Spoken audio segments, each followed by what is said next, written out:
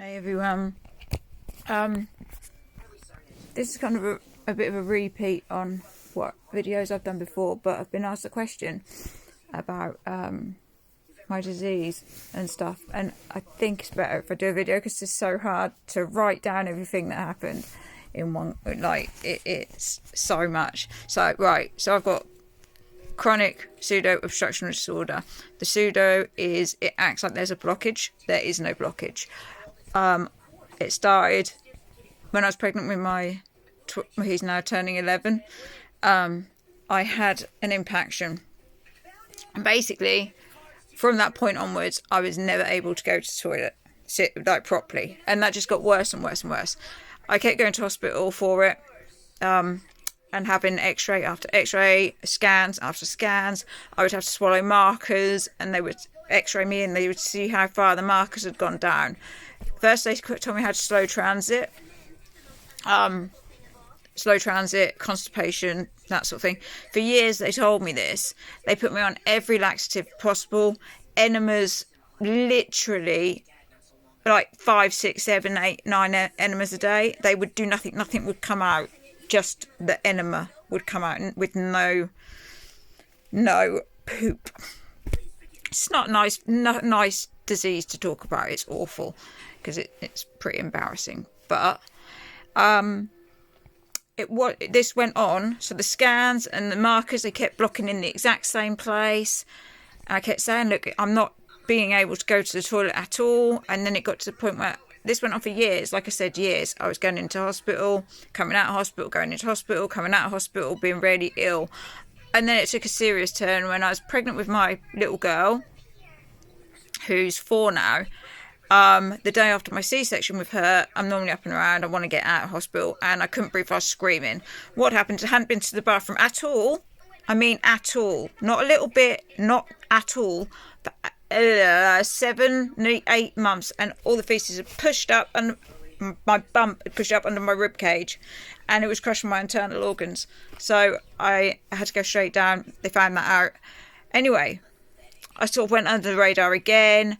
It ended up me going to see a specialist, and he was an asshole, and he didn't believe me. And when I said, look, I'm not going to toilet, even though all my scans were proving it, and all my x-rays were proving what I was saying was correct, they still didn't believe me. Because when you say to someone, I'm not going to the toilet at all, like, not just I'm a bit constipated, I go to the toilet twice a week. I mean, not at all. Nothing. Anyway, it got to the point where I couldn't even eat. Everything I ate, because it had nowhere to go, was just coming straight back up. So I started losing a massive amount of weight. I went in for another scan. Went to see my specialist again, and he was, like I said, he was an arsehole. And I was saying to him, look at my photos. I know this doesn't, because my stomach, I'd go from being tiny, and then one day I'd just look like I was about to pop with a baby, and with being bloated, but I couldn't pass wind either. So bloated out here, honestly, like I looked about 8 months pregnant, and that would just come on overnight. I'd be flat as a pancake next day, and I can't pass wind either. So anyway, I was showing him the pictures, and he was just going, no, he wouldn't even look. He was an absolute prick. Anyway, the next time I saw him, I'd lost more weight, and I'd started not being able to keep fluids. I couldn't even keep water down. Like, everything was coming up. And I'd had a scan.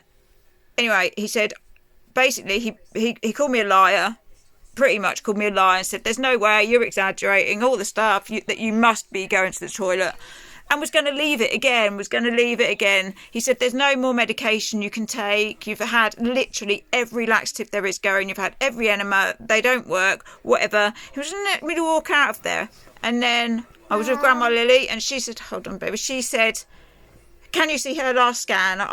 Is it there? He went, even if it's here, I can't read it. And she said, well, just look and see if it's there, come through. Anyway, he looked, and I saw it from where he was, and you could just see it was just the whole way around here was just like a lump of concrete, as he put it. I was admitted there and then, like, get in hospital. This is not normal. This is a guy that called me a liar, exaggerated. He could, like, literally said this was not possible.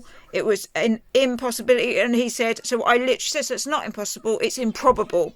You've called me a liar and now you're sending me in. And when I went in, I was on red watch, meaning that by the time I'd got into hospital, they said I had about 2 days left to live. My kidneys started shutting down. I was peeing blood. My teeth fell out. Everything in my body started shutting down because I couldn't eat. I couldn't drink. I went down to a stupid size. I was in hospital for 2 months. Over 2 months. And this was the tail end of COVID. So I weren't allowed any visitors for 2 months, and I got real bad mental health problems as well as this and epilepsy. And so it was awful. And I had more tests, really invasive tests. I mean, barium and enemas, every enema there is going. And like I said, I had enemas put in over on top of the blockage. That didn't work. They tried to drain it through an NG tube upwards. Nothing worked. Anyway, my specialist, like I said, was an arsehole. I've got this really nice guy who's my specialist now, thank goodness.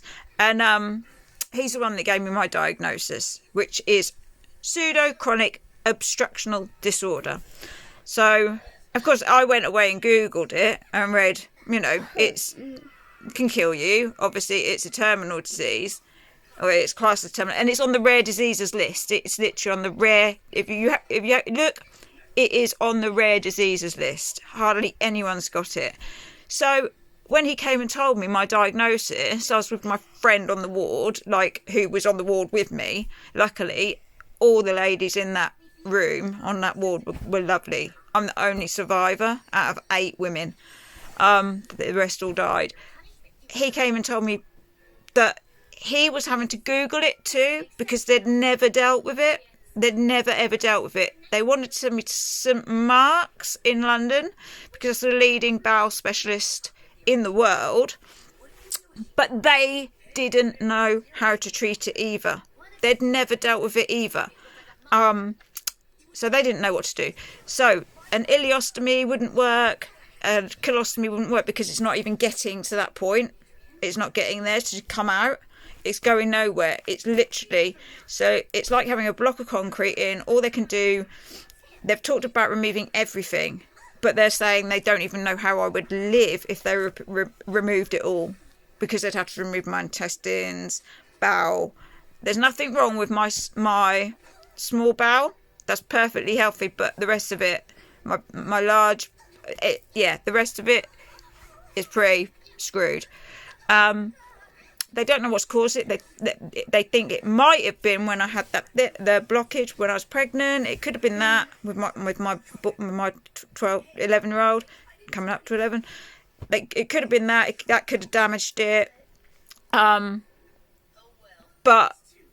yeah, it's a horrible disease. It's awful. They want me on a TPN because obviously, if I eat anything more than a few nuts, I'm sick. Still now. I was in hospital. It was a tail end of COVID. So 2-3 years ago now.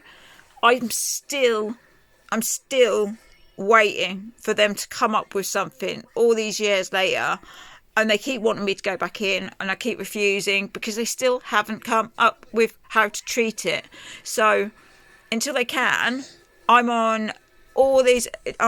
They even, when I was in hospital as well, they even tried me on all of these pills that side effects were diarrhea. Honestly, any pill that had a side effect, they tried me on it. They put me on these pills. They had to get funding for some pills for me because they were so expensive. They had £700 for, I think, 3 pills. So they had to get funding. They didn't work. So it's a horrible one. I can do a part 2 of this as well because there's so much to it. But if anyone thinks they've got it, please message me, privately message me. I'll do another video because it is so bad because it does absolutely go unbelieved and everything. No one believes that you're not going. They think you're exaggerating or you're lying because they go, no, there's no way you haven't been to the toilet for 8 months. But as unbelievable. It is improbable not